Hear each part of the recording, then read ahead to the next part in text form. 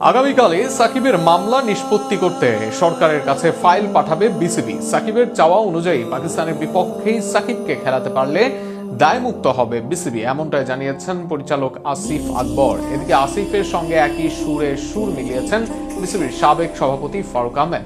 সাকিবের ব্যাপারে বিসিবির পরিকল্পনা ও অগ্রগতি নিয়ে থাকছে প্রতিবেদন। জাতীয় দলে সাকিব আল হাসানকে ফেরানোর চেষ্টা অব্যাহত রেখেছে বাংলাদেশ ক্রিকেট বোর্ড।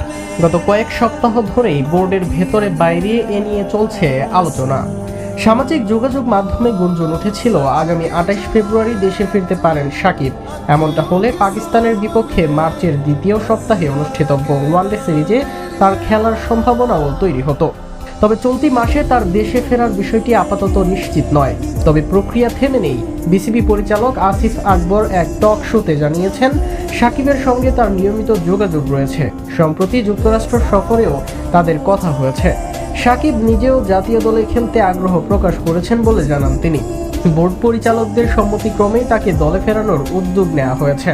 সাকিবের বিরুদ্ধে থাকা পুরনো মামলা ও অন্যান্য আইনি জটিলতা নিয়েও আলোচনা হয়েছে বলে জানান আসিফ আকবর। তিনি বলেন, এসব বিষয়ে সাকিবের আইনজীবী বিসিবির সঙ্গে যোগাযোগ করেছেন।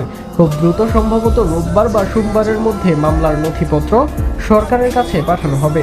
ক্রীড়া প্রতিমন্ত্রীর মাধ্যমে ফাইলগুলো সংশ্লিষ্ট দপ্তরে পৌঁছে দেওয়া হবে বলে আশা করছে বোর্ড কর্মকর্তারা।